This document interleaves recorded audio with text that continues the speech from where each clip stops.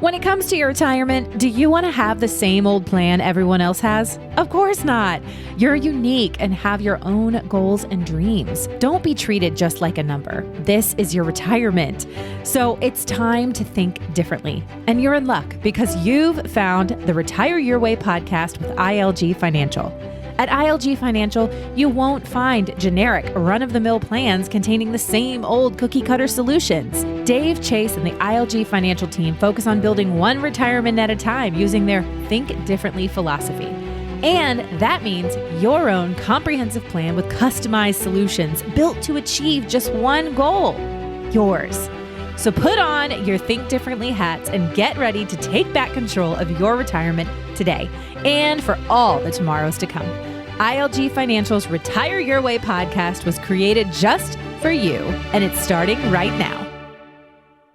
Income, legacy, growth, it's all right here at ILG Financial. Welcome to the Retire Your Way podcast with Chase Lopez. I'm Ron Stutz, and we're going to talk about ILG Financial today and how ILG can help you get to and through retirement. You know, when thinking about retirement, it's easy for a lot of people to plan for the fun, the new, and the exciting things, but it's even more important, possibly, to plan for the parts of the future that aren't necessarily as much fun to think about. We're going to talk about all of that with Chase Lopez today. And first of all, Chase, how's it going? Doing great, Ron. As I say every time we hop on the podcast here, it's one of the things I look forward to every week is to hop on with you and talk to the listeners about these different topics. So great to be here. Well, today, a really important topic, and for married couples, one of these things that we should talk about is planning what life and finances will look like after the death of a spouse. I mean, nobody wants to talk about that, but we absolutely have to. This is extremely essential because the structure of a retirement plan shifts in a lot of different ways when one spouse predeceases the other, and the effects of these shifts can affect your entire retirement plan. Chase Lopez is here today to talk to us about some of these things that can change and what to make sure you think about for your own retirement plan. So, Chase, let's look at a few things that people don't think about when a spouse passes. It's not just the planning of a funeral or having a correct will put together to go by. What are some of the other things that we all ought to think about?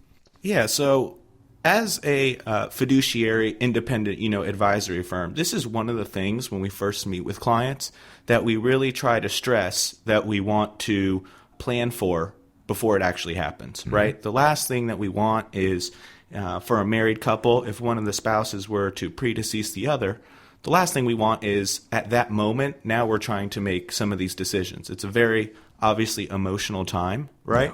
Yeah. There's a lot of things that have to be taken care of outside of the financial stuff, right? Personal stuff to family and things of that nature. So we, for all of our clients, want to make sure that, at least on the financial side, we have everything mapped out in advance so that if and when that happens, the surviving spouse can just come to us and say, hey, this happened, right? We talked about this back when we first originally put the plan together. Mm-hmm. Now all we have to do is just implement the plan that we put, initially together. And so you've got this plan already, and what you need to do then, rather than thinking about, what are we going to do? You just need to execute the plan. That's right. And one of the things that really, and Dave has talked about this in previous podcasts, this specific scenario, for lack of a better term, is exactly why, Dave started this firm, close to 15 years ago. In our family, Dave's my uncle. Just to remind the listeners, so we're very much a family business here, but my grandmother predeceased my grandfather, and my grandfather did not have a plan as to what would happen if that were to happen. So it ended up being right around the great financial crisis in 2008. Oh. And since he didn't have a plan, that adversely affected his financial situation. And, Dave and my father at the time, who's Dave's brother, took a look and said, man, there's got to be a better way, right? This can't be, this is obviously common, one spouse to predecease the other. This can't just be, hey, we'll figure it out once it comes. So what we've kind of developed over the past 15 years is a system to make sure that folks don't fall into the kind of that trap. So today what we're going to talk about is just some general things that people should be aware of. But like we've talked about, in other podcasts, really every single person's situation is a little bit different. So they want to make sure that they get with a professional to look at their specific situation and see how, the death of a spouse would affect, their situation as opposed to, some more general advice. Well, one thing that you and I have in common, we're both males, and we kind of take for granted that our spouses are probably going to outlive us. Mm-hmm. So many older women, this is not unusual at all. In fact, it's generally the rule. Many older women outlive their spouses and may not expect higher future taxes. They may not have even thought about that. But tell us about that kind of thing and what we need to be prepared for.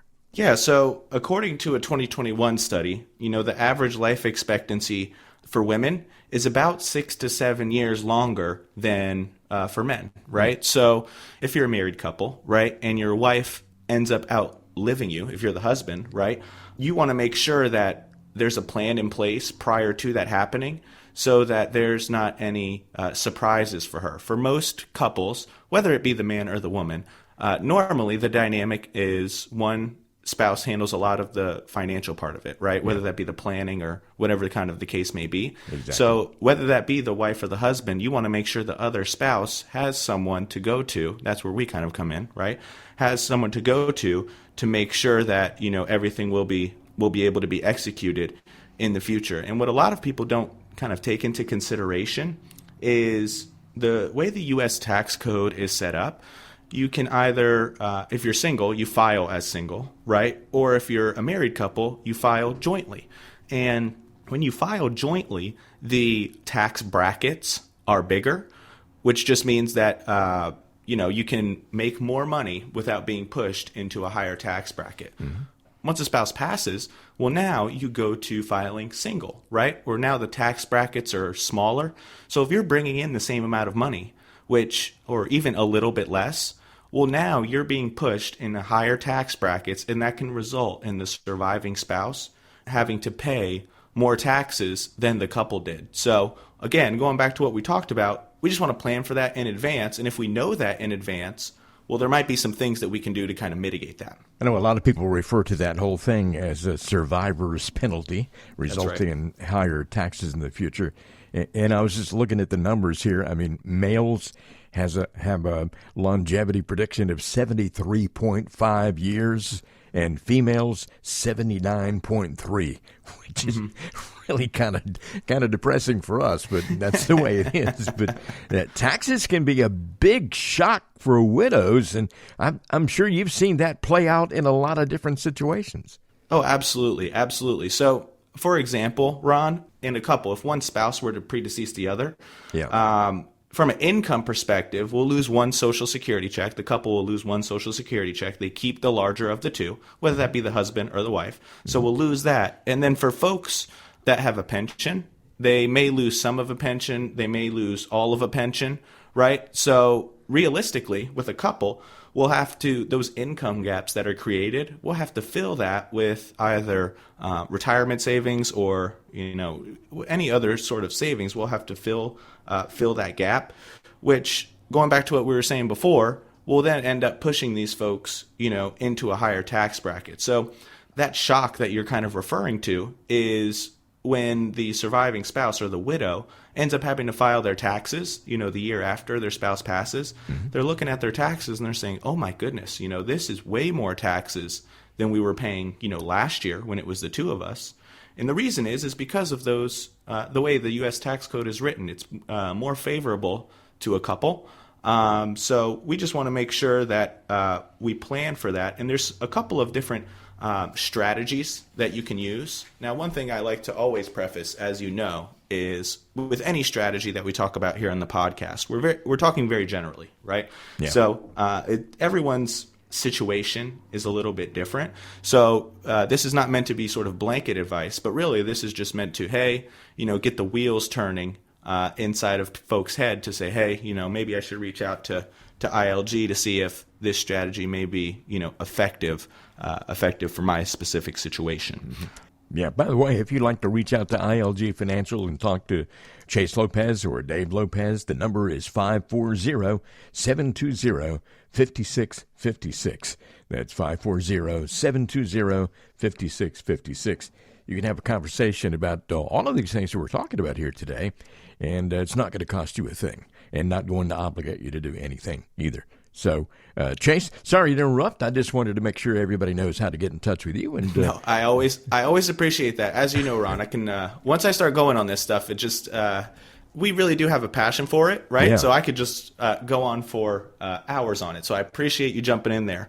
So that single filing status may result in your having to pay a higher percentage of taxes, right? That's right. That's right. So one of the things that you can do to mitigate that while both spouses are still alive and kicking, right, yeah, is you could consider what we call a Roth conversion, either a partial Roth conversion, and the amounts, differ between, every family situation.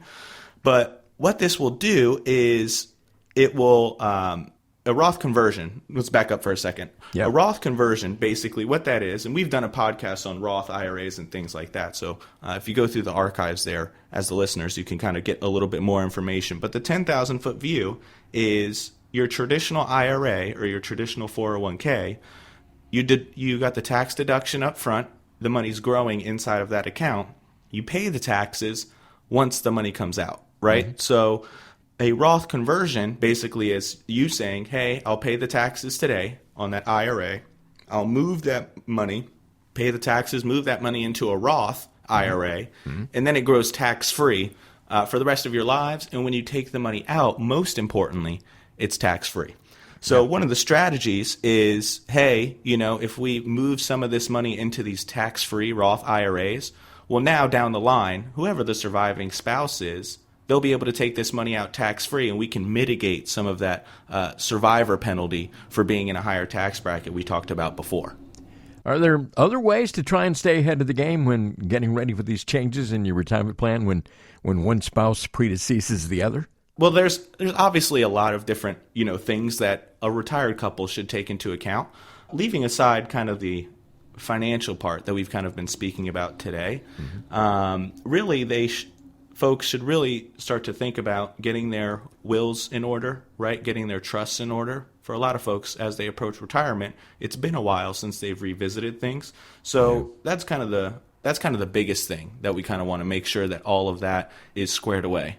Sometimes folks, they write their will and then now they have, 4 more grandchildren than they had when they first wrote it, right? So we want to make sure that all of that is up to most current situation. Yeah, it's amazing how many people pass away without having all of that stuff taken care of.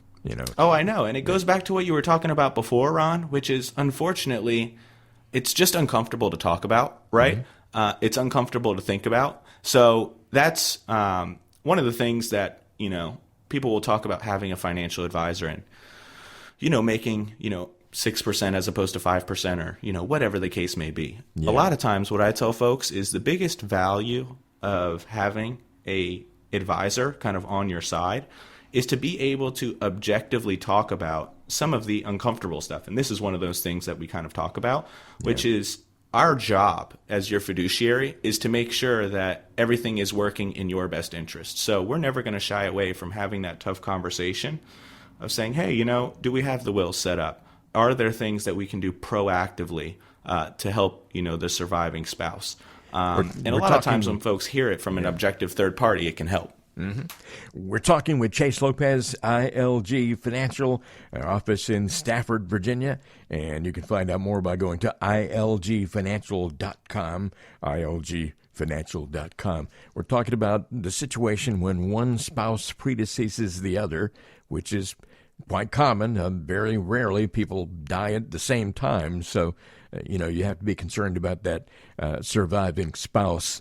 One thing to do to make sure you're in the best shape possible is to review your investment accounts. Just take a look at everything, just assess what you have already, and make sure all the I's are dotted and the T's are crossed, much the same as you would make sure that, your will is up to date and all those things. Make sure everything is up to date, in other words, right, Chase? No, that's exactly right. And specifically with the investment accounts, right?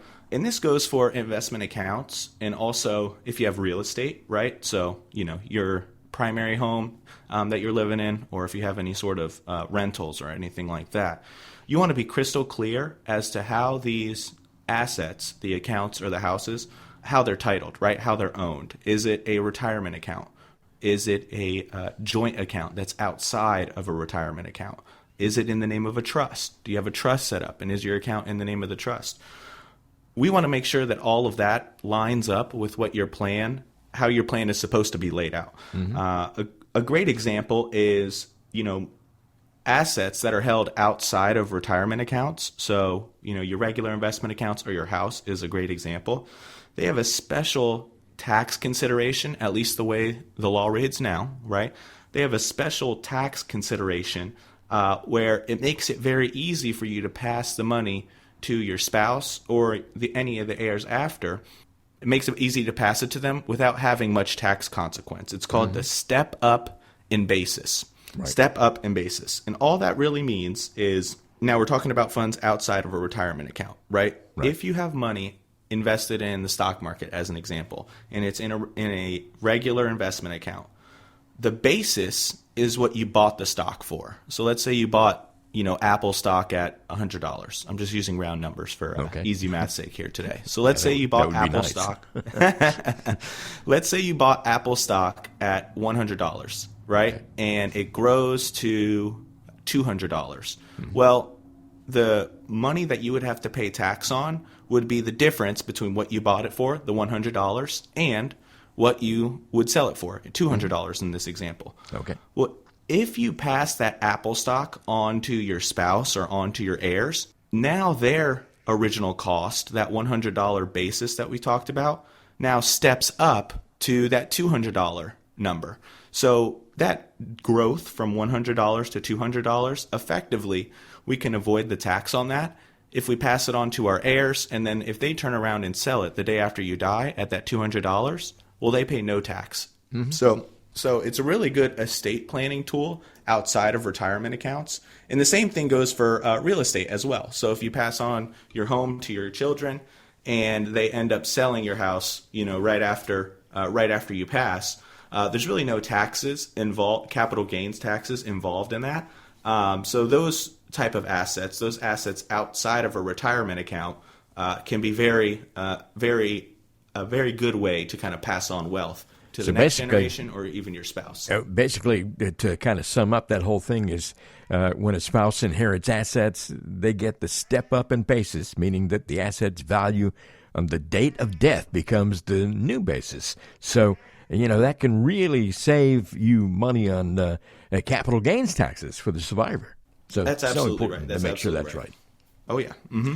Okay, how about if the surviving spouse expects to have enough savings and income for the remainder of their life, the couple may also consider non-spouse beneficiaries, such as children or grandchildren, for tax-deferred IRAs. And there are other things you need to think about here, too. Sure. So previously we talked about funds outside of retirement accounts. So now we're going to talk about funds that are inside of retirement accounts. So think your IRAs or your 401ks or anything like that. When you pass, the surviving spouse can actually move those funds from your IRA into his or her IRA without any tax consequences or anything like that. Really where the trouble, I guess is too strong of a word, but really where we want to be cognizant is when the second spouse passes and that money goes to either your children or your grandchildren, to your point, Ron, inside of these retirement accounts, there can be some tax consequences for those non-spouse beneficiaries. So at least right now, the way that the law reads, if you were to pass that IRA to your children or your grandchildren, they have to take the money out over a 10-year period or less. So basically they have 10 years to get that money out, pay the taxes, and then they can, do with it what they want at that point. But the government wants their tax dollars, right? Mm-hmm. So that 10-year period, they have to take the money out by the end of the 10 years. Now, it wasn't always this way. Prior to 2019, your heirs were able to defer that tax over their entire lifetime. So then they whittled it down to 10 years. And basically, the government has carte blanche to change that whenever they want, right? Yeah. They make the rules. So they can say it's 10 years. They can say you have to take it out in 5 years. Or, down the line, they could say, hey, all of that money has to come out and your children have to pay taxes, on all of that money. Which can in turn push them into a higher tax bracket. It kind of goes back to what we were talking about before with the survivor penalty. That could also apply to your grandchildren or your children down the line. So all you got to do there. I know this all sounds a little daunting, but really that's kind of where we come in, right? Where we say, hey, let's take a look at your situation. Let's see if there's anything you're missing on all of these different fronts, and then we can kind of offer some solutions to either mitigate or completely eliminate all of the stuff that we kind of talked about today. I was just thinking about that change that happened in 2019. I'm not really sure why they called it the Secure Act. Seems like it's more secure for the government. That's right. Maybe that's what they meant. I don't know. But it's not funny, but it's just kind of looking at the latter side of things. Secure Act. They could have come up with a better name, I think. Yeah. We've talked about a lot of important things here today, and most of it having to do with when one spouse predeceases the other. It's very rare when a couple, for example, may die in an automobile accident at the same time or something like that. But normally there is one person who is left behind, and normally that is the female in the relationship because women basically outlive men by about 6 years, So longevity is something that we have talked about, and we'll talk about it more in a future podcast. But Chase, if you would just kind of sum up everything here with a final thought on our subject for today. Yeah, so the big picture idea is that retirement planning needs to plan for how things will shift in the future, right? Otherwise, the planning kind of defeats the purpose. It's important to make these kind of decisions together with your spouse so that you're both on the same page about what life will look like for either one down the road. And that's where we kind of step in, and we'll kind of help walk through with a couple what that will kind of look like. Guys, so many things to take in from today's conversation, and I have certainly enjoyed having this conversation with you.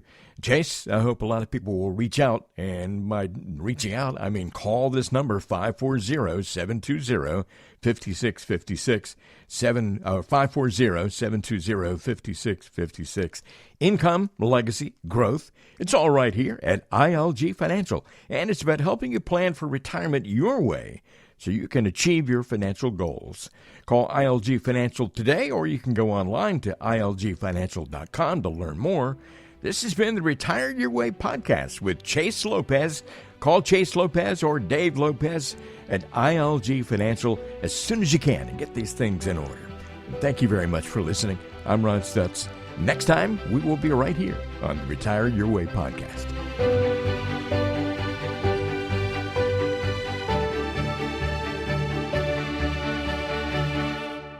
The information provided is for educational purposes only and is not intended as investment advice for any individual or entity. All information contained herein is believed to be from reliable sources. However, we make no representation as to its completeness or accuracy.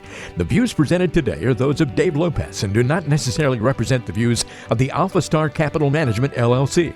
The opinions expressed are subject to change without notice and do not constitute financial, legal, or tax advice. Please consult your financial professional before executing any financial strategy. Investment advisory services offered through Alpha Star Capital Management, LLC, a registered investment advisor. Alpha Star and ILG Financial, LLC are independent entities. SEC registration does not constitute an endorsement of the firm by the Commission, nor does it indicate that the advisor has attained a particular level of skill or ability.